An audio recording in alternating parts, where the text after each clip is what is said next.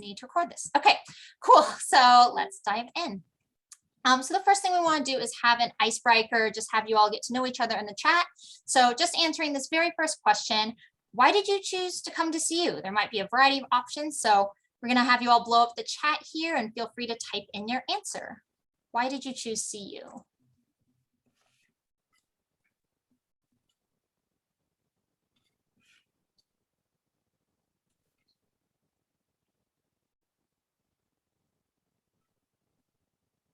Wow, this is like if you guys are all watching the chat at the same time, it's insane watching all, 100 or so of you in here. Okay. Seeing location a lot, your major, which is cool. So the psych program, pretty campus. Yeah, I won't debate with anyone there. It's a beautiful campus. I actually forgot to mention at the beginning, Allie and I are also alumni. So we went to CU too. So we have some of the same reasons for choosing CU as our college. So awesome. And I saw some snowboarding in there. Understandable. Yeah, and just a great place for maybe you all. Awesome. Okay, so moving on to question 2 to put in the chat. Just thinking about this upcoming fall semester, what would you say you're most nervous about?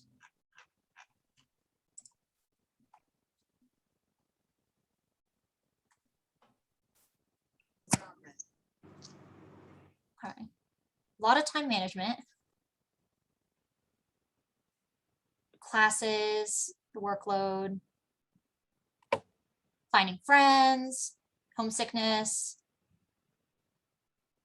meeting people, maintaining a good balance. Yeah. Okay. Awesome. It's crazy. It all kind of stops at once. Everyone types it and then it's done. So cool. You can kind of see a lot of overlap in this area as well. And I'm not going to lie, I'm sure our ambassadors would speak to it too. These are things I was super nervous about coming in as well. And it is a challenge. So hopefully this presentation kind of addresses some of those things that you're nervous about, just lets you know, it is going to be okay. How can you cope with these? But very normal, especially going into college. And then this year, especially right after the pandemic, there's a lot of new things. So kind of what you all were talking about in the chat, the very first tip we have is that adjusting to college takes time. It isn't going to be, on Monday when you start classes, everything falls into place. It's perfect. It's easy. It will take some time. For many of you, this might be the first time living away from home. Like a lot of you mentioned homesickness. It's going to take some time. There's a whole new routine, kind of self-regulating yourself, figuring out when do I eat, when do I shower, making it to class on time. How do I have time to hang out with my friends as well? So there's definitely a lot of adjusting that takes place when you first step onto a college campus. And so just giving yourself the time, the patience, and the grace to know it is okay. Everyone is going through the same thing. You can read a couple of the quotes here, and one that I really love, it says, allow yourself room to adjust to your very new environment. Planning and preparing is important, but understanding and being comfortable with everything immediately is not an expectation. And again, just remembering everyone else is going through this as well. Tip number 2, prioritizing well-being and balance. A lot of you mentioned this in the chat as well.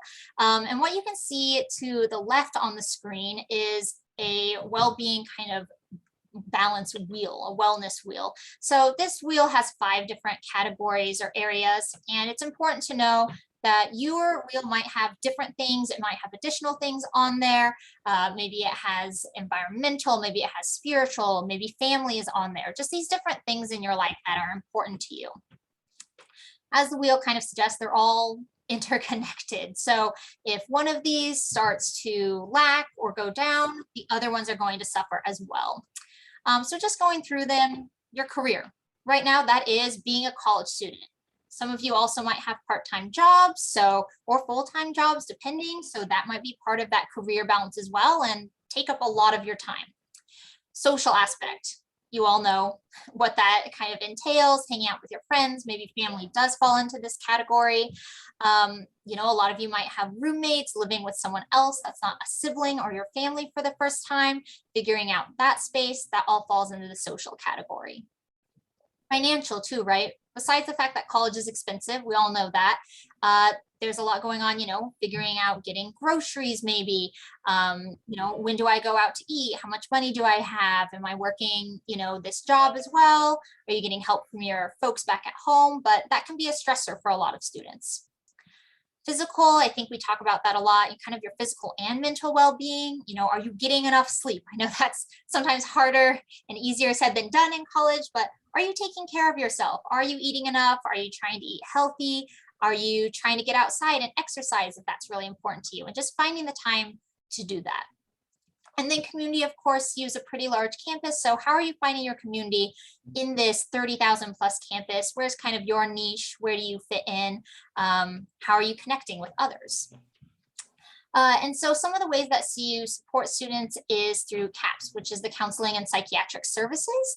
And there's tons of different wellness workshops. You can see there's stuff about healthy living, anxiety toolbox, coping with COVID, which everyone has struggled with this past year. So there's a lot of things at CU that can really help support you in these 5 different areas. One student, with how they said that they prioritize their well-being was they treated school like a 9-to-5 job. So already kind of preparing for the workforce. They go to class, they do a lot of their work during the day, and then they took the nights to relax, you know, maybe watch a movie, that sort of thing. So it's good to have that. It might feel overwhelming at first, but it's really good to have that time to unwind, check your phone, hang out with your friends, even have time alone where you're not constantly going, or feeling like you have to do homework into the late hours of the night. Tip number 3, I can speak for myself and Allie where we would say this is very important to be checking your CU email. I'm sure all of you have been bombarded with emails the past couple of weeks, and this summer it's probably really been ramping up to this move-in week. And I know it can seem like a lot, but it's pretty important to check your email in college. If you weren't really in that habit or it wasn't as important in high school, it is during college. This is the primary communication method that anyone and everyone at CU uses. And so what you're kind of going to get for the bulk of it, we have an Arts and Sciences Make Your Tracks newsletter that comes out, lots of different resources that Arts and Sciences offers, different opportunities that you might be interested in. So that's what that email is going to be about. You've probably also started receiving your CU Boulder Today emails. That's going to be campus alerts, like, is it a snow day today? That might be important for you all to want to check your email about, as well as just larger events and exhibits happening in and around campus. This is also probably how you're going to receive information from your professors as well. You should be checking Canvas. I know a lot of high schools use Canvas, so you might be familiar with that, just really where all your homework and other communication is coming through from your classes, but they also might be emailing you as well, especially right before classes start. You might have already gotten an email from your professor, but it's going to be really important on that first day when you get your syllabus to know your professor's email and to really be checking those in case there's any important updates about class or assignments. And then, of course, you'll get some emails from your advisors or the major department, and we do try and send these sparingly. We're not going to try and spam you, so when we do send you emails, we do feel they're pretty important, dates, deadlines, things like that. So, and I see some of our ambassadors nodding. It's pretty important to be checking those from your advisor. And then lastly, with the email, really be sure to use your CU email account. So that one that's at colorado.edu. I'm sure many of you have another email account. Maybe you were using that to get your college emails. Sometimes staff, faculty, we won't respond if it's a not CU email. We're like, we don't know who this is, and it's harder for us to look you up in the system. So just be sure if you're emailing anyone at CU that you're using your CU email account as well. One hot tip that I have too is, again, you probably have a lot of emails from the summer. Try and clear that out before classes start so you have a fresh slate and you can really start diving into your emails. You don't have any lingering random summer ones as you start the school year. All right, tip number 4. This is a big one, particularly for this year, of course. We're not really sure what will happen in the spring, but for fall 2021, it is a hybrid semester, which really means that some of your experiences, your classroom experiences, will be in person and others are going to be remote or online. So do not assume that every experience is in person. You won't really be able to show up to a class that is remote because you probably won't know where to go, but just be checking on that. So when you're in Buff Portal, you can check the modality is what it's called of how your class is meeting. So you know where to meet, when to meet, or is it online? What's the Zoom link to get into that? Some of the different resources and services you might be using also might be in person or remote. For example, your advisor. If you needed to meet with your advisor this fall, there might be in-person appointments and there might be remote ones. Maybe you want to choose specifically. Maybe it's a really early one and you don't really feel like walking across campus to go into an advisor's office. Maybe you want to have a Zoom appointment or remote appointment at that point. So just make sure you're checking that so you're not showing up when you don't have to, and you have the Zoom link if you need to as well. And this goes with faculty as well. If you show up to their office during office hours, they might not be there if they're having remote office hours. Tip number 5, this is one of my favorites, and this is to get involved. You probably hear this a lot, throughout even high school, but in college, it is pretty important to try and kind of put yourself out there and get involved.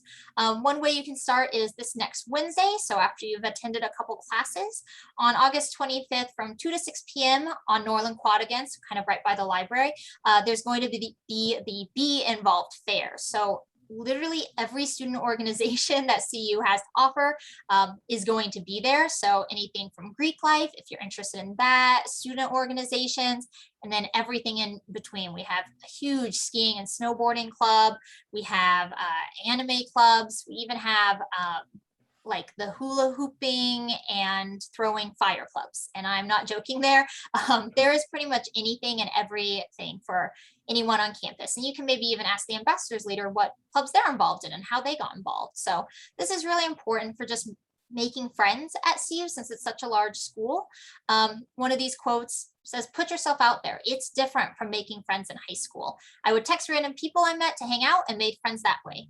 In high school, you're in a lot of the same classes, right? You go to the same classes with different people. You're seeing them day in and day out. That may or may not be the case with your classes now, especially if there's 100 people in your classroom. So really getting into the clubs and different interests that you have and meeting people that way is a really great way to start making friends. Tip number 6, also kind of coming out from high school, is to revamp your study techniques. And I can also speak from experience.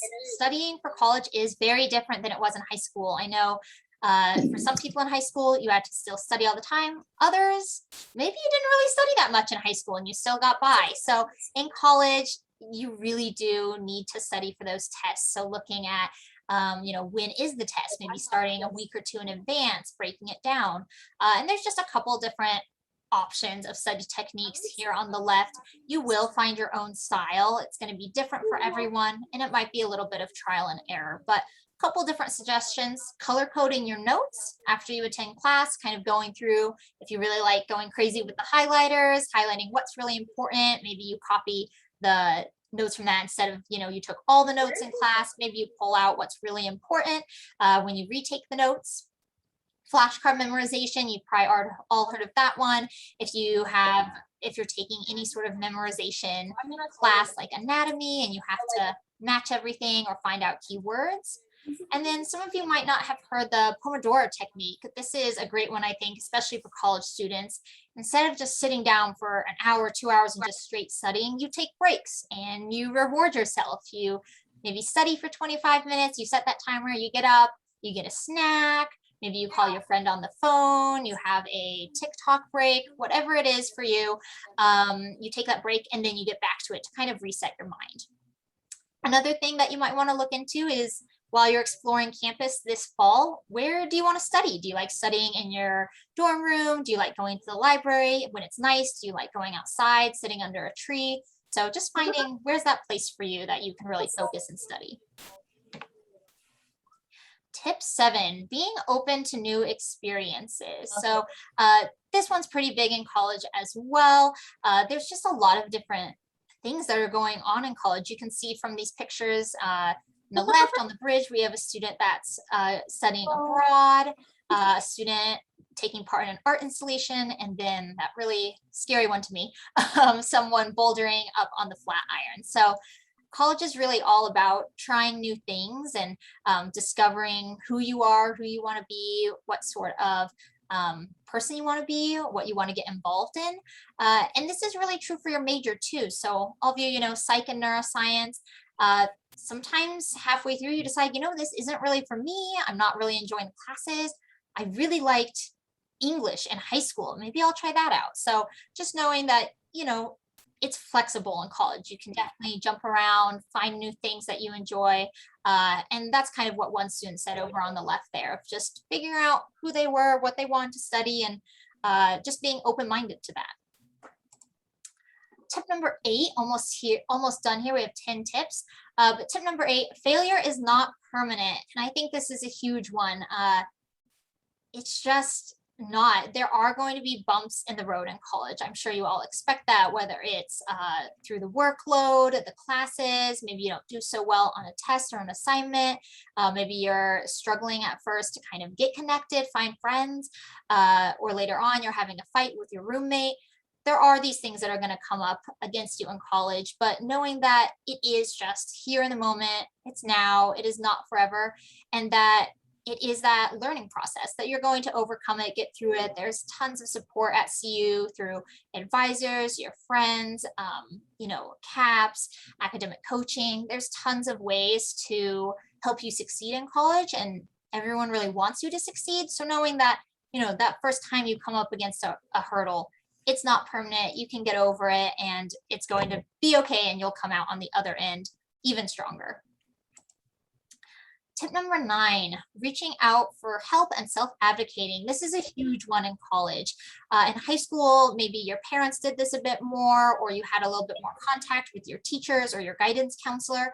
In college, the truth of the matter is we really don't know if something's going on until you let us know. So your professor probably isn't going to reach out to you if you're not doing so hot. Maybe once during the semester, they'll do a check-in and say, hey, looks like, you haven't done so well. Is anything going on? But if you're dealing with anything outside of school, or you're just struggling to understand the content material, it's really up to you to reach out to your TA in class, reach out to your professor.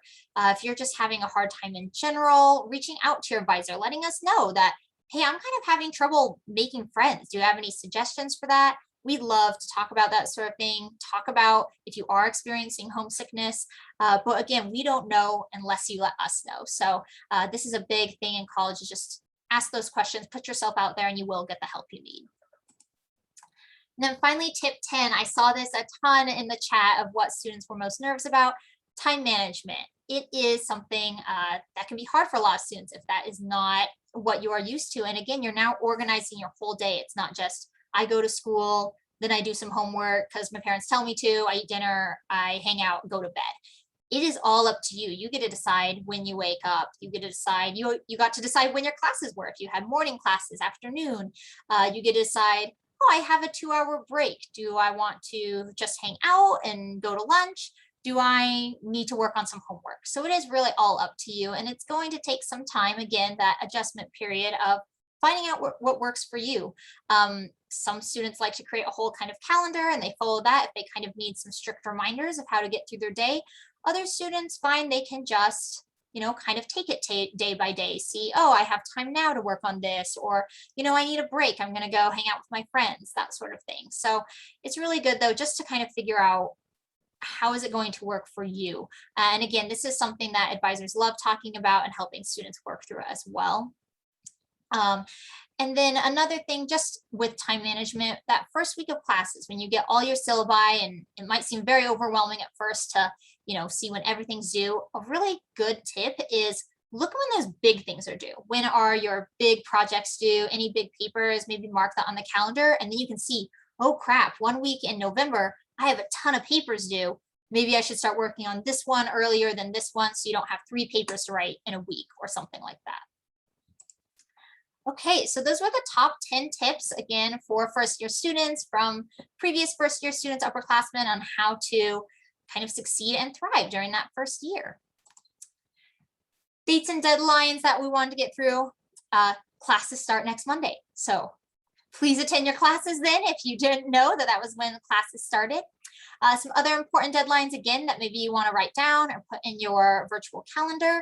Wednesday, September 1st is the last day to add a class. So if you're still wanting to move around your schedule, you attend class and decide, this isn't for me, you want to talk to your advisor and add a new one, you still have time to do that. September 8th is the last day to drop a class without penalty. And without penalty means without being assessed for tuition and fees. So that's pretty important for a lot of students, and without receiving a W or withdraw on your transcript. So again, you still have a good amount of time if you're just not really feeling a class, or for whatever reason it conflicts maybe with a work schedule, you really want to try and drop that class by September 8th. Now, if you do miss that deadline, the final deadline is all the way into October 29th, but just be aware that you will have to pay tuition for that, and doesn't usually make for a very happy student or whoever's helping you pay for college. A couple questions that usually pop up around this time of year are, what if you are waitlisted for a class? And the best advice is attend that very first day, talk to the professor, see about the likelihood of getting into the class, whether it is virtual or it's in person. Say, do you think that spots are going to open up? And they can maybe let you know, no, I'm pretty strict. I don't let more students in, or yeah, there might be wiggle room, where are you on the wait list might matter as well. But we really want to make sure as advisors that you are still fully enrolled, which is 12 credits, generally around 4 classes regardless. So if you haven't already talked to your advisor, your first year advisors about backup classes, and you're under 12 credits, that's something you'll want to look into. Another one is, when should you buy your textbooks? And this is going to vary. Again, you might want to ask the ambassadors when they generally buy their textbooks, where they buy them. But a lot of times you want to wait until you're pretty confident with your fall schedule. You don't want to buy a book for a philosophy class you're taking only to drop it, and now you're stuck with a $60 textbook. So maybe waiting until you're well established. That's totally fine. You're not going to need your textbook that very first day of class. And the professor will also let you know, these are the textbooks that I require. Some of them are going to be optional. So it's always good just to kind of wait and test it out until you're pretty fully into the class, maybe that second week of class. All right, so time for me to stop talking. I know you're probably tired of hearing my voice at this point. We want to let the students have time to share and have you ask your questions. So again, asking them anything about life at CU Boulder. You can start throwing those in the chat now. I'm going to have them introduce themselves, and then we do have a kickoff question just while you all are thinking of what questions you want to ask them. So let me stop sharing real quick here. Okay, awesome. And you can turn your camera on again if you would like. Please, again, keep your mic off. You'll be typing your questions in the chat just so we don't have that background noise. But I think, and correct me if I'm wrong, Allie, do we just have Leisha and Shannon, or did? And Joey. Okay, and before we have them introduce themselves, if you want to start typing in your questions, I'll be the one monitoring that. If we have similar questions, I might combine them. So just FYI, and we'll just get through it as many as we can. So maybe so all our ambassadors aren't trying to get in at the same time. Shannon, do you want to start by introducing yourself with your name, pronouns, major, minor, and career goals? Yeah, sure. So I'm Shannon Thompson. My pronouns are she, her, hers. I am double majoring in psychology and history. And then I have a Spanish minor, and I'm working on a teaching certification for high school history. So as of now, I plan to be a teacher. I might go to grad school. We'll see how that ends up turning out. But awesome. Thanks, Shannon. Shannon and I work together, and she's an example of somebody who's really maximizing her time here at CU with a lot of different things. So Leisha, do you want to go next? Sure. So I'm Leisha. I am a double major in neuroscience and psychology. My pronouns are she, her, hers. And my career goals are right now, they are to work in a lab eventually and study psychopathology.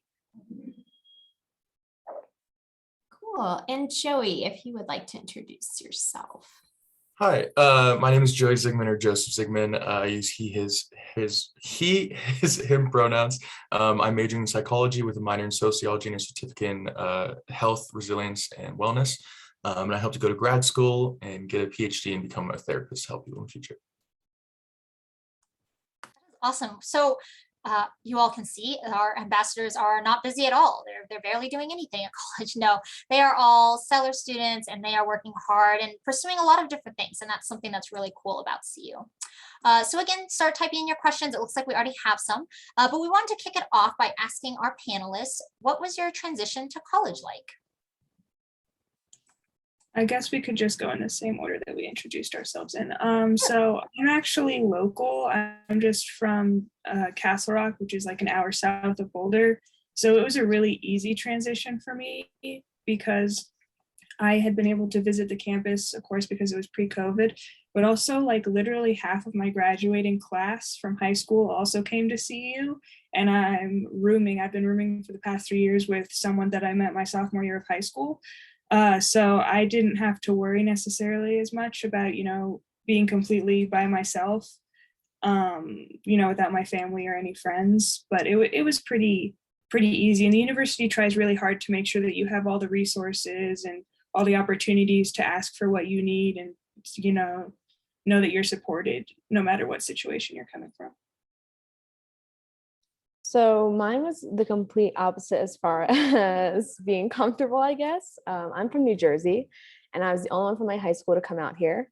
So I knew not a soul and was very far from my family. Didn't know anybody out here in general.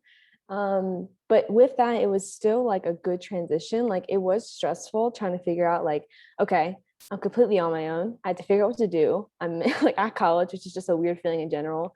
There was like no one to like really fall back on, but I kind of loved that. It really pushed me to like do things that I was kind of scared of, or to like be alone in situations where I would usually not try and be alone or like go with somebody.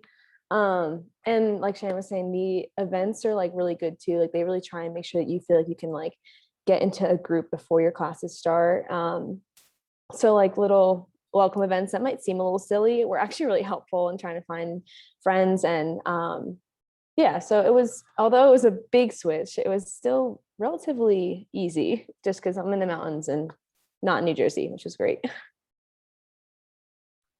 I kind of had a similar experience where, because I'm from out of state, Smersh, Washington, where I got here and my parents dropped off everything. And when they said goodbye, I kind of sat in my bed and was like, okay, well, this is it. Like, I guess I'm a college student now. And it was like, I felt lost and confused.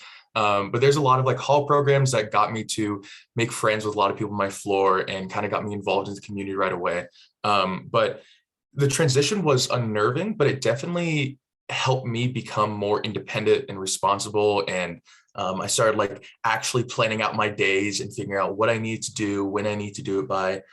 So transitioning in college definitely kind of helped me grow as a person, and, socialize more on my own, rather than, going to like high school classes and being like, okay, well, we're in the same class, so I guess we'll be friends, stuff like that.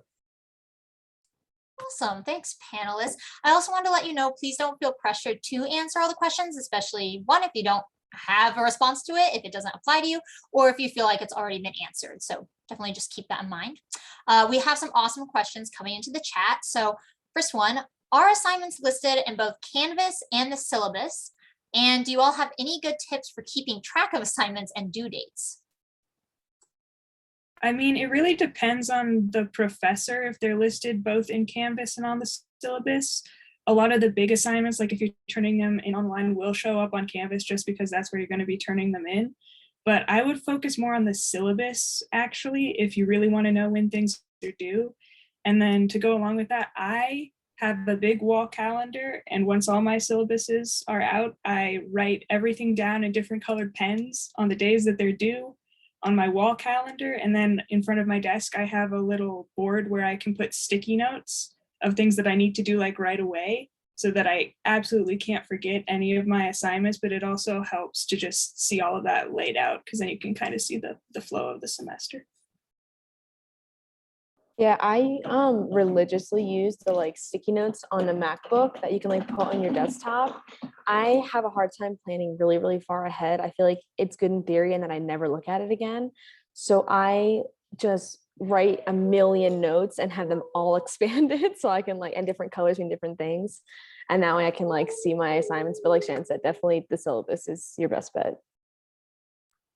Yeah, it definitely depends on like your professor in the classes, but my best way of like keeping track of stuff was I would actually buy like a whole bunch of sticky notes and kind of like just put them on the walls of my room and like in order of like importance.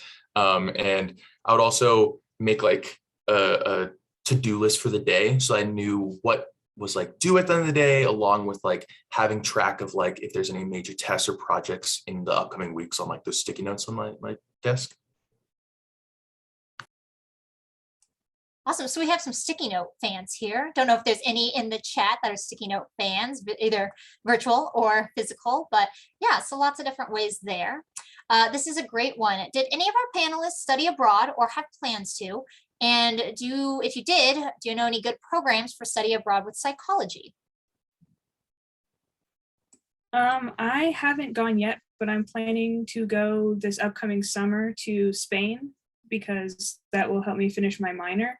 And with regards to that question, you should actually look at the abroad page because they have a really good system for searching not only like geographic areas that you want to go to, but also like requirements that you want to be able to fill abroad.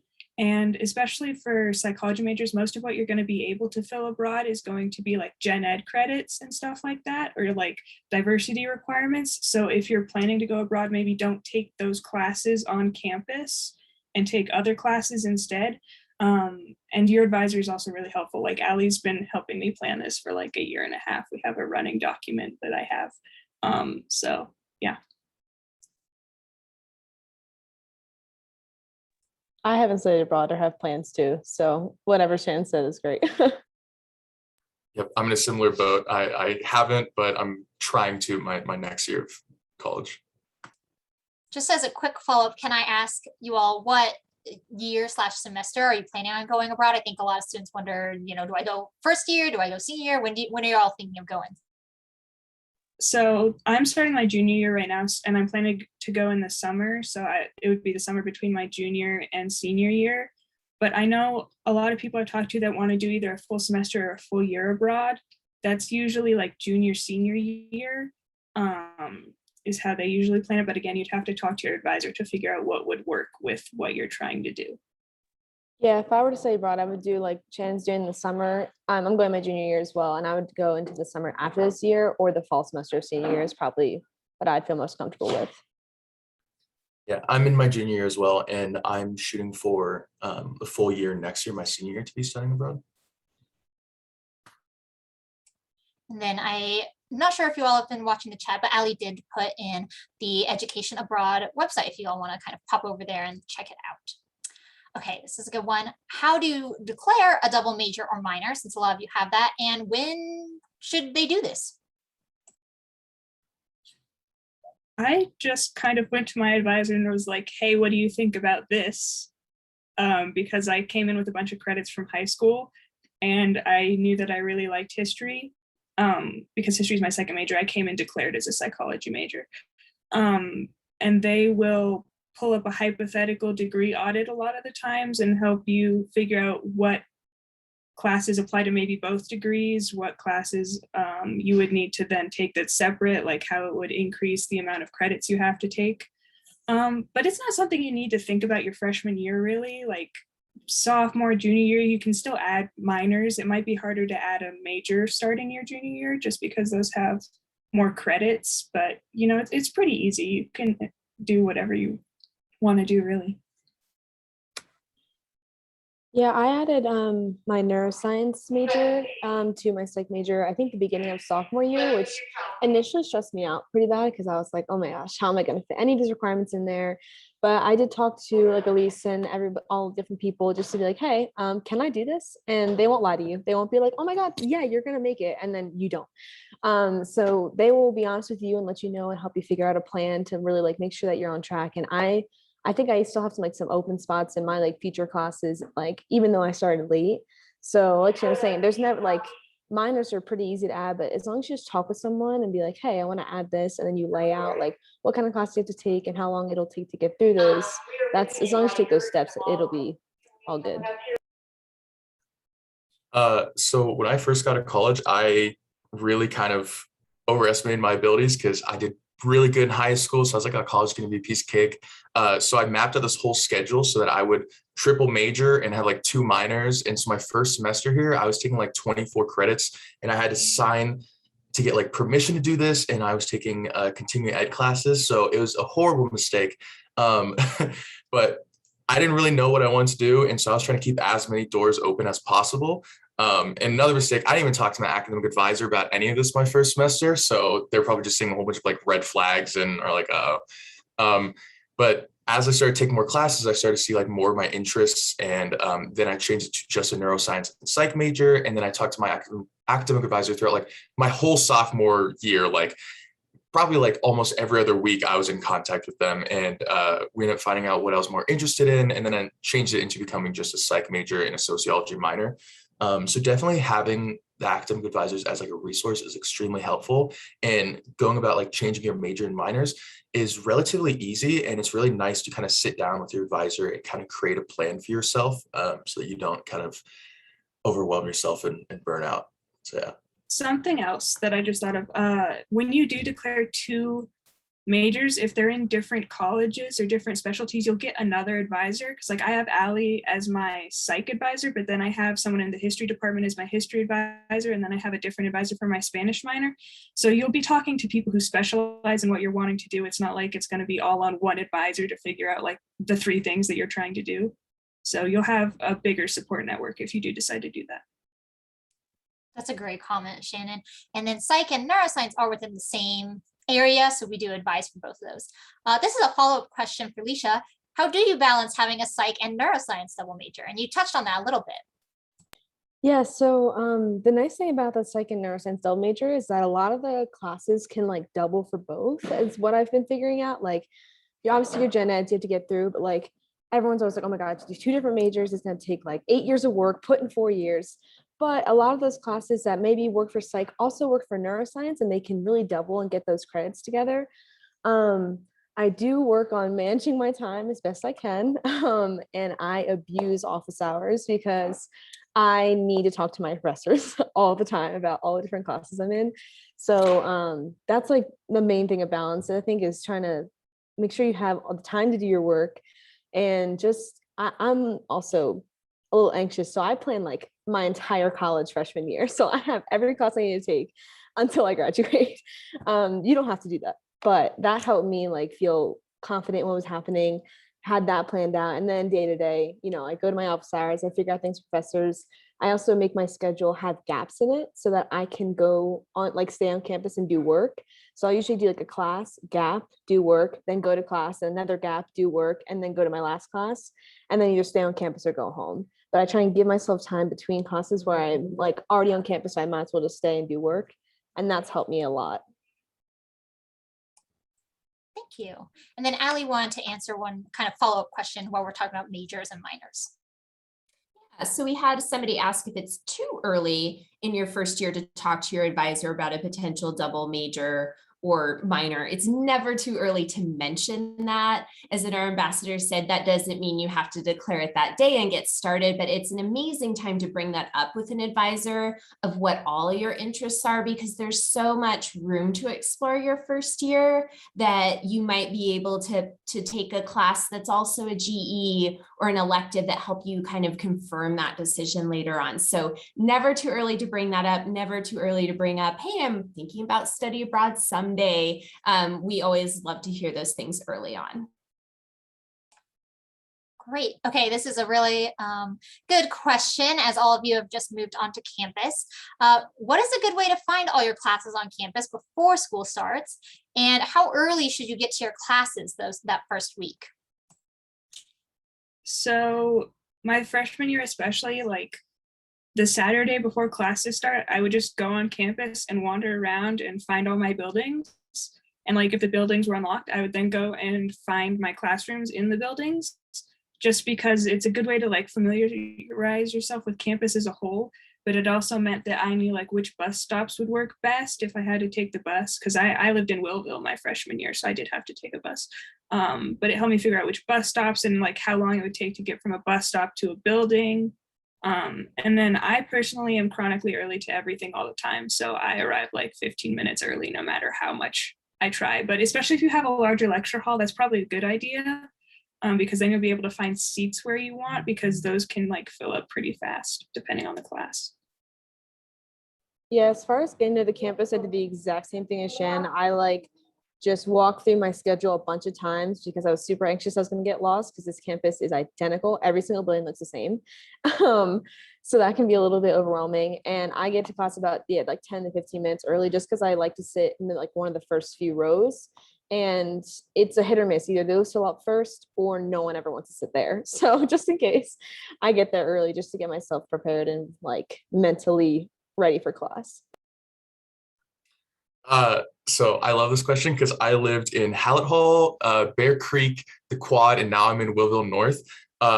So I definitely recommend what I did is the days prior, I would go into Google Maps and be like, okay, from my location, where is like, you know, the Munzinger building? And then I would screenshot the path.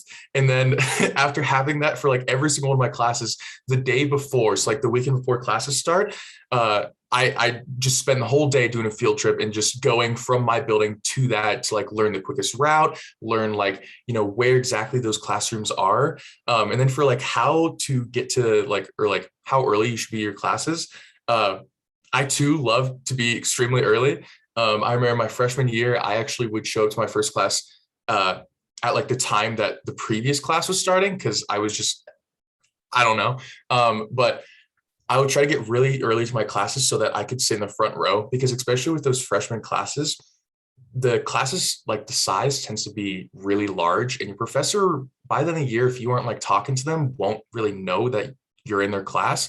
So I like to try to get in like the front row, ask questions so that they recognized me so that when I came into like office hours, you know, they knew that I was coming to classes and it just kind of be an easier conversation like that. So definitely map it out. And I recommend being early because why not? So thanks all. And I just want to mention this weekend, if you all are wandering around campus trying to find your classes, don't feel bad about having to ask someone like, where is XYZ building? One, either they're first year like you and they will have no idea either and be like, great, no one knows. Or they will be a nice upperclassman. Like no one's gonna be like, oh, I'm not gonna tell you. Like everyone is friendly at CU. So definitely just ask around if you're like, I think I'm near this building, but I'm not entirely sure. Also, if you all have classes that are pretty close together, don't stress about that either. I know a lot of our ambassadors talked about, you know, getting to class early. If you have a class and the next one starts in 15, 20 minutes, you're going to be okay. You're going to get there on time. Yeah, you can see them nodding. Don't stress out about that as well. All right, next question. Are any of you involved in research on campus? And is this something you would recommend? So I'm applying to labs to get into like a research lab in neuroscience. The only research I've been a part of was in my gen psych class, or I think it's for extra credit. I did like 12 different studies. Like I was a participant, so not an actual like I wasn't distributing anything. That was pretty fun. I know it's probably not exactly what you're asking, but the like getting into labs, I feel like everyone that I talk to that's in one loves it and thinks it's a great time. And you can usually go on. I'm sorry, it's loud right now. And you can go on to your major specific like page and you can search all labs that are on there if you're interested, but you don't have to worry about that until like junior year once you have like some intro level classes as well.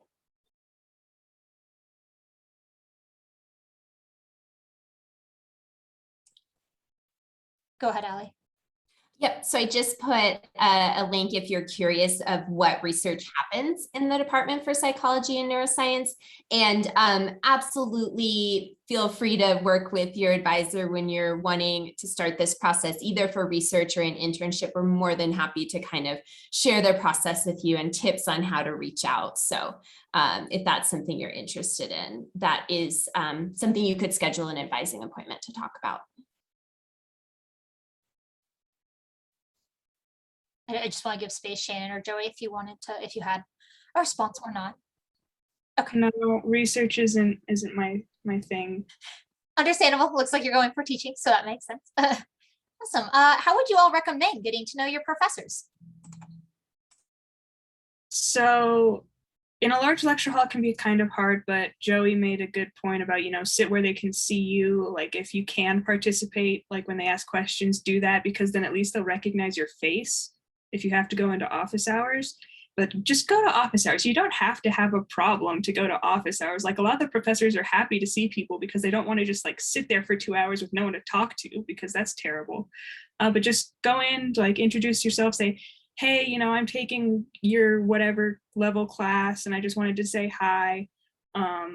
If you have a question or something related to class you want to talk about, then go ahead and do that. But, you know, it doesn't have to be a big thing. Like they're just people. Yeah, same as what Shannon was saying. I get really anxious trying to participate in a large lecture. In seminars, I'm great. It's like, a lot more close. There's only 12 people in these seminars.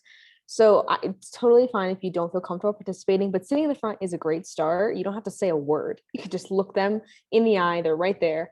And then, like Sharon was saying, just go to office hours because it's really, it's a lot easier to get to know them. And like she was saying, you don't have to have anything like specific, but I know I like to have something specific. So just write out like a few different questions about them or about the class in general if you don't want to just be like, hey, because I know I would get anxious doing that. Yeah, definitely what I was saying earlier was just like sitting in those front rows so that your professor can see you on a regular basis. And then like after class, you can go and like talk to them, like clarify questions so that they kind of get to know you better. It's a lot harder with like lower division classes because a lot of people are taking them. Like I remember my freshman year, I was in like the Munzinger auditorium for like several classes and it's like packed with students. So it's definitely a lot harder to make yourself known in those classes. But just like everyone else was saying, going to office hours, talking to your professors about whatever it may be is definitely a great way to have your professor know that one, you're in their class, and two, that you actually care about the materials. Great. A little tip is I've had a lot of classes where the professor, if you are like asking like, is there any extra credit or is there any way like I can boost my grade? They're like, if I have not seen you like put forth the effort, like coming to office hours, seeing what you can do on a regular basis, then they don't really think that you care about that material that much and aren't like really putting yourself out there. So just kind of doing that can definitely help you later down the road. So just getting to know your professors, like super helpful. Thank you all. And this might seem like a silly question to you all that have been through the college experience, but I get this a lot from especially incoming students because this is a thing in high school. What is office hours? Can you just kind of briefly, what is it? I think a lot of students are like, I think they are starting to understand what it is with you all talking about like, what is it? It sounds like this really weird thing. So can one of your, just explain kind of what is that? So office hours are like a block of time that your professor sets aside, and it may be for your class specifically, but it may just be for all the classes that they're teaching, where it's just open time for any of their students to come in and like bring up issues or clarifying questions or whatever else they feel like they want to talk about. And this year, some of them are online over Zoom and some of them may be physical, but it's just a block of open time basically in your professor's schedule. Thanks, Shannon. Sorry, my mute wasn't coming off. Awesome. Any tips from you all on calming nerves related to school?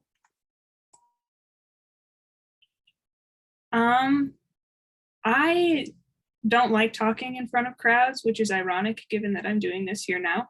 But especially in like seminar sessions, I have a personal thing where I have to say one thing every class. Like I just have to participate once in every class. And that helps me like kind of cut down my anxiety about public speaking and, sharing my opinions and stuff like that. But also just like, I don't know, getting to know the campus helped me a lot too. I don't know.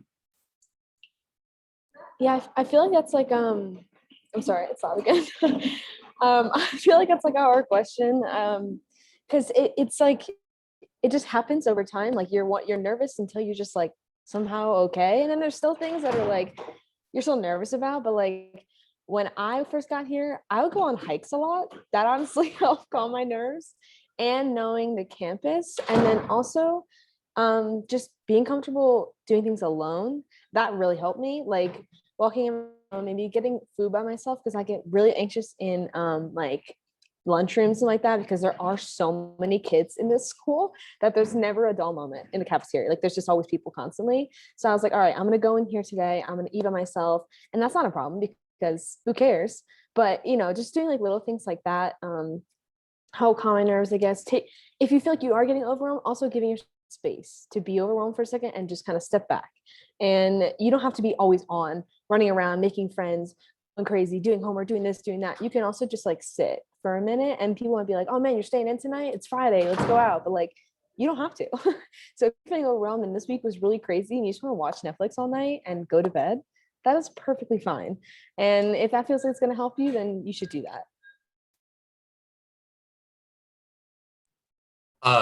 So I love this question because I am extremely, like, I get just anxious in social situations, and like I'm from out of state, so I didn't have anyone from my school come here. So it was like a completely new start, and I was just super nervous.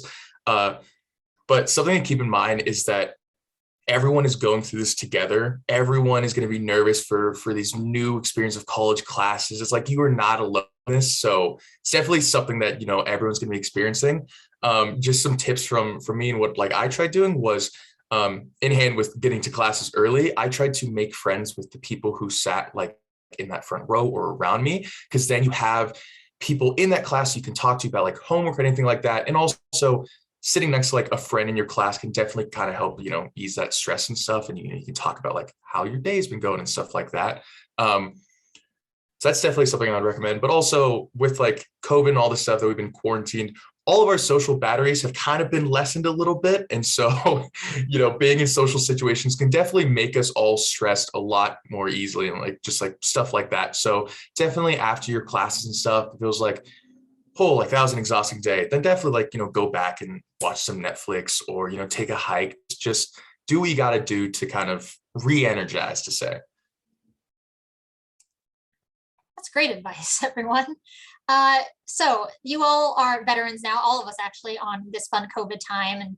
And so with you all having gone through it last year, do you have any tips for online and remote classes? And what's the difference between fully online and remote classes? So my tip is to have like a space where all you do is school, like, because I have my desk, and if I'm at my desk, then I'm either at a class or doing homework for a class, and that's like my workspace. But if I'm anywhere else in my apartment, then it's fine and I can relax and do other stuff. But just coordinating it off like that helps train your brain to like be awake and be focused, and like not on your phone or not fidgeting with whatever. Although if you do need a fidget just in your hand to like help, I also have that. So but just making sure that there's a space that you can work is really helpful. And then the difference that I've experienced between fully online and then a hybrid class is I had a fully online class and I did not see my professor once an entire semester. Like, he just updated the syllabus and he updated the Canvas page, and I did it like all by myself. It was asynchronous. I could do it whenever I wanted, as long as I had it by the deadline. But then with remote classes, you're probably going to have like a scheduled meeting time on Zoom for either a lecture or a recitation or something like that. So you will be interacting with people in your class more. Yes. For the definition between the two, that's the same thing as Shannon said. What was the beginning question? I'm sorry, I just completely blanked out. No worries. It's any tips for online/remote classes. Oh yeah, treat it like you're in person. I got into for a minute, I almost slipped into the habit of like, okay, they can't see me, my camera might be on, but I can do whatever I want. And then that is a slippery slope. If you are in class and you find yourself going on your phone or doing other things or just not paying attention, and then something like the teacher's like, all right, we're going to breakout rooms, and you're like, what? You don't even know what's happening. That is a really hard spot. You got to make sure you don't fall into that. Like, you want to treat it like the teacher's right in front of you. You're being held accountable for listening, for participating, for being present in that class. Because if you're in like a remote class, they can't see what you're doing behind your screen. So you could just be like not paying attention, and that's going to not help you in the end. And especially for asynchronous online classes, when they're like, you can come if you want, like, that is just like, you got to make sure you really try and get that schedule and make it feel like it's an in-person class, and just that you have to be there and you have to be paying attention. That way, like, you're actually trying to take in everything you need for that class. So online classes can be a bit tricky. I remember when I first, the first week of classes, I was in every single one of them, camera on, sitting up straight, like being like the best I could possibly be. And then like halfway through, I was laying in my bed, camera off, like I had like a movie on this other screen. And you can just not let that happen, because I'm embarrassed to admit that I remember in one of my classes that was online, I got the lowest grade in my class for participation, just because I just had completely zoned out. I was like, okay, I'll join, but I won't really be there. So I definitely recommend having a space for you to do work. Do not let yourself lay in your bed. Have your camera on, kind of hold yourself accountable in that sense. And it's definitely hard to sit in, like a chair or wherever in your own room and, have to pay attention for like an hour and a half. There's a lot of distractions and stuff like that. So I definitely recommend having like something to like fidget with. Like I have a metal thing I could just like spin around. And treating it exactly like, an in-person class, still going to like office hours and talking to a professor and, making yourself known, asking questions, and just being present definitely helps with your online classes. And do not join classes and turn off your camera and then start to go down that rabbit hole. It's dangerous and it's not worth it. So yeah, good luck. Thanks for all that. And oh, go ahead, Allie. Oh, I was going to say, actually, I have one thing to add to that is the professors, especially in psych and neuroscience, but I'm sure other departments have said they so appreciate when students have their camera on and they're engaging, because keep in mind from their viewpoint, it's a little bit hard to engage to like empty screens, right? So they've just mentioned they so appreciate when students do that. Yeah, and I'd say, be gentle with yourself. You all went through in high school. I know, I'm sure it was not fun, your senior year doing this and a little before. And all of our students can attest it was not easy, nor is it fun in any way, shape, or form. So just do your best, try your hardest. There were some great tips there, but no, like it is hard. It is just a hard thing being engaged for however long a class is completely remote. This is a great question. If you have a part-time job or other commitments outside of class, how many credits/classes would you suggest per semester? And then I'll ask another one. That's a pretty long question. I'll ask the follow-up after you all respond. So I'm a student employee with career services as like a peer career counselor kind of thing. And the really nice part about me working on campus is they work around my schedule. So they have opportunities and then I take whatever hours fit my schedule around my classes and my homework and stuff. So if you're thinking about working but aren't sure if you could like swing like a grocery store job or whatever, like with your classes and commitments, looking for something on campus might be a good idea for you. Because I'm taking 18 credits this semester. So, I do have to work around what I have to do, but a lot of people are willing to accommodate that. So it's not too stressful. Yeah, I haven't had a job yet. I'm about to start working at the Education Abroad office. But like she was saying, if you work on campus, they really do work with your schedule. And like I have a job, but I'm only working like 7 hours a week. So I'm taking 17 credit hours. It's Wisconsin. I picked a bad location. Anyway, yeah, so I'm taking 17 credit hours and it's like I've never felt overwhelmed, I feel like, yet. I can't speak on balancing the job and that, but they do work around your schedule and that's really nice because other jobs will just like, all right, come in for 10 hours. You're like, I cannot do that. So yeah, looking on campus is probably the best advice. So I am an RA, so fantastic question.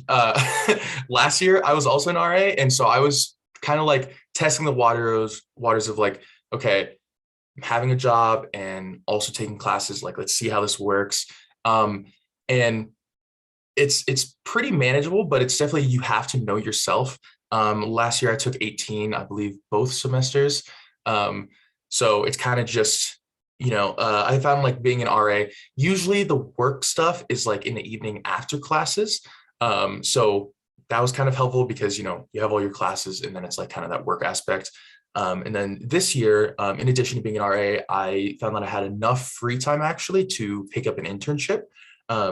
But that's definitely something where it's like, you need to know your time management abilities and, how much energy you actually have to be able to do all of these different things. So I'll definitely go into it cautiously and have a plan, and just know yourself and be confident about it because it is doable and you can do it. And then that follow-up might be a pretty quick answer depending, is how many major classes should you take per semester? So there's this really fun thing that I found my freshman year. It's the undergraduate catalog, and they have a 4-year plan for every single major that CU offers, and it gives you an outline of which classes you should take each semester in what order. is recommended for the requirements that aren't electives. And that's really helpful to look at because like, of course you can shuffle them around or whatever, but it gives you an idea of like how many credit hours for your major and also your gen ed you should maybe be doing. Yeah, I don't have much to add. I live by that catalog. Like the 4-year plan is my Bible. It's my favorite thing to look at if I'm feeling stressed out. I can figure out if I'm on track. But I think I take like 2 to 3 like major specific classes until I get my gen eds out of the way. Yeah, I've kind of a different story because my first like year was chaotic and just mayhem. So I would definitely recommend sitting down with your academic advisor and creating a plan for yourself. Creating one for like, basically every semester that you're here. Just make sure that you don't have too many like difficult classes, but also have like some fun ones. I'd probably recommend like 2 or 3-ish, but like if they're fun, then like that's not really a major specific class because it's like it's fun to go to and you love what you're learning. But once again, just like I said last time, kind of know yourself. Don't overwhelm yourself and especially in your first year, just kind of take it easy. Yeah, thanks everyone. And I put in the chat there the 4-year plans they were talking about. Again, these are kind of just like basic outline. It is by no means set in stone, like you have to do this. And if you're not doing this, things are ruined. Like it is very flexible. But if you like to kind of see how things are laid out and approximately how many gen eds, that sort of thing, it could be helpful to look at. And again, like Joey was saying, quite a few of our students kind of into sophomore year, they start working with their advisor to plan out an actual 4-year plan that might be a little bit more set in stone. Just once you have things a bit more figured out and am I doing a minor, am I double majoring, that sort of thing. But yeah, like Ali also said in the chat, it's just, it's going to change. So don't feel pressure to have to follow that exactly, but it can help you out if you're just curious on how classes all fit together.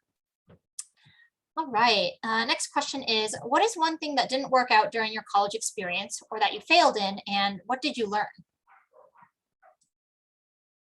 So I had to take a math class my first semester. It was a 5-credit math class and it had 4 tests. And I legitimately got 50% on 2 of the tests. And it was terrible. It was the worst I've ever done on anything in my life ever.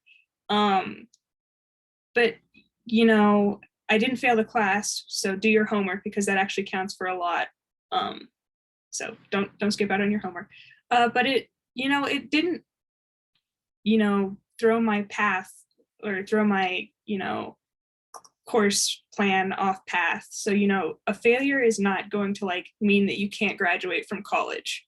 Like it feels bad when you're, living it because no one likes failure, but it's not the end of the world and you'll be okay. And there are people that you can talk to help you figure out how to avoid doing that again. My first semester was pretty light academically just because I was a little anxious about it. So I didn't have too many academic, failures initially. My first struggle, was I had made friends with these people and we were hanging out all the time and it was really good. And I was like, wow, this is great. College is so fun. I'm hanging out with all these cool people. And then they just stopped talking to me. Just out of the blue, stopped talking to me. And I was like, dang, this is wild. I was friends with them, best friends with them in a day. And we were hanging out for weeks and then they just stopped. And I was like, all right, I can either let this consume me a little bit and get really down on myself and man, what's wrong with me or whatever. But it was honestly, I think it was for the best because then I was able to, keep looking around for different friends and I found people that I live with now. So, but it's little things like that where it feels like a setback and you just feel oh man, okay, college is harder than I wanted it to be. But you just gotta keep moving forward. And I feel same thing with classes. If you fail from a test or something like that, or if you don't do so good in a class, it's really in the moment it's gonna feel like crap, but it's not gonna set you back for your future entirely. It's you gotta keep working, gotta make sure that you're staying on top of things as best you can, but things happen and some classes are just really hard and you may not get it completely, and that's totally fine. You just gotta keep moving forward and maybe change some habits up or figure out some different study plans, but you just got to keep moving forward as best you can. So I had a lot of academic mishaps because believe it or not, taking 24 credits your first semester can easily not work out well. And it definitely did not. So I'm not a good test taker. I get really nervous, and sometimes like my brain just like blanks and I just don't do well.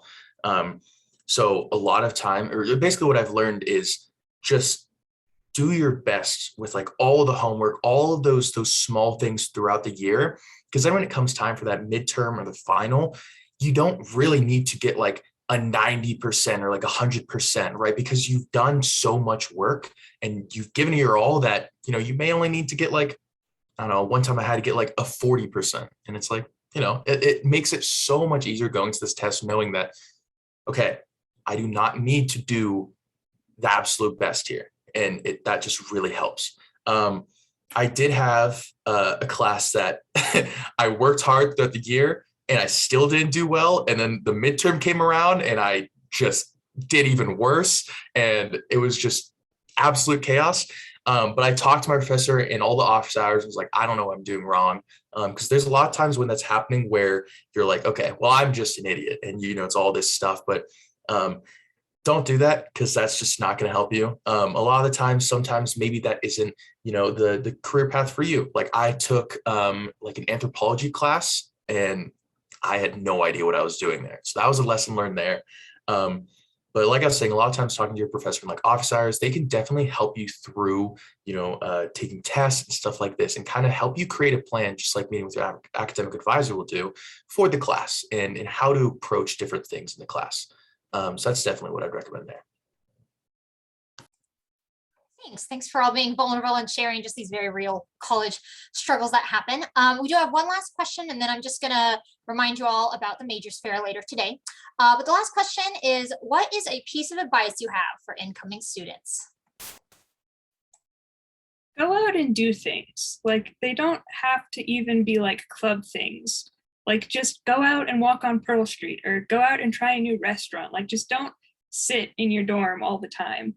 Like, if you're tired and you need a break, then do that. But also, like, there's a whole town and it's really pretty outside. And there's a lot of other things to do that aren't university related that are fun. So. Yeah, I agree with Shannon. Just like getting out there and trying to put yourself out there. You don't have to like, jump into everything head first. But just like little things, like even on the weekends when I was like, I don't really have anything to do, I know where to go. I would just go to the UMC and like read for a couple hours, get a coffee, walk around, do stuff like that, things that I like wanted to. And I guess I would say like just, try not to let it just be all consuming, this like big change that you're going through, like try not to let it like it's big, it's just huge. Like this is you're independent now, like almost completely, like you're on your own in like a lot of different ways. And maybe, you're already doing this, maybe you weren't, you're super close to your family, so you're really anxious. Like it's okay to feel all those different things. You just gotta give yourself like space, but like there's a lot happening. So just doing those like little things to push yourself and, trying to like, don't fall like just back because you're nervous, which, is easy to do sometimes, but just doing things that maybe scare you a little bit. You don't have to do a million scary things a day, but just one like little thing, like eating alone. Maybe that's like scary to you, and you do it and then you're like, oh, that was actually nice. And then you feel good about it. I guess that'd be my advice I'd give. Yeah, I definitely am just going to say like the same thing. It doesn't have to all be academics. It's definitely learning to be independent and just like I was out of state, so I had no idea about anything Colorado related. So definitely just make friends, join clubs, have fun. And, even if you are taking classes, maybe you throw in like a fun class so that it's like kind of a de-stressor. Like I took one on like Roman like battle formations. Like I'm a psych major. I'm trying to become a therapist. That has nothing to do with it, but it sounded cool. So definitely just have fun with it. Obviously don't like, skip all your classes and stuff, but there's always time to socialize with people in your halls, go to clubs, go like snowboarding or skiing in the winter, and definitely just get out there and, enjoy college. All right, thank you all. So yeah, that was our College 101 today and the student panel. Thank you so much, ambassadors, for being here, sharing your stories, just taking time out of your day. So really appreciate that. And then for those of you that are still here, just want to remind you about the majors fair happening later today from 2 to 3:30 on Norland Quad, which is right by the library. So again, you can get out and explore. So again, for any of you that came in a little bit after the beginning, it is exactly what it sounds like. There's going to be lots of different faculty and staff members there from all the different majors. So if you're interested in double majoring or minoring, you might want to talk to those folks outside of your major, or for psych and neuroscience, come to that particular booth. There's going to be swag there. So if you want some free stuff, I'll be there handing out Otter Pops with a couple of my other colleagues. So you can meet some advisors as well. But all around, it's just supposed to be kind of fun. Stop in if you have the chance, get to know people. Again, maybe see other folks that were in this panel here that you might want to meet and hang out with. But that's really all that the Majors Fair is. And we really recommend that you go. It'll be a nice day and just fun to get out and socialize. But that is it for today. And again, maybe I'll see you all later, but have a good rest of your day and a good first week of classes next week. Bye, everyone. Thank you. Thank you. Thank you. You're welcome. Thank you. Thank you. You're welcome, everyone. I have to run to training. Am I okay to Yeah. go? Okay. Feel See free. you guys. Yeah, ambassadors, you can head out as well if you would like. Yeah, thank you so much again. We're seeing lots of thank yous in the chat as well from the students.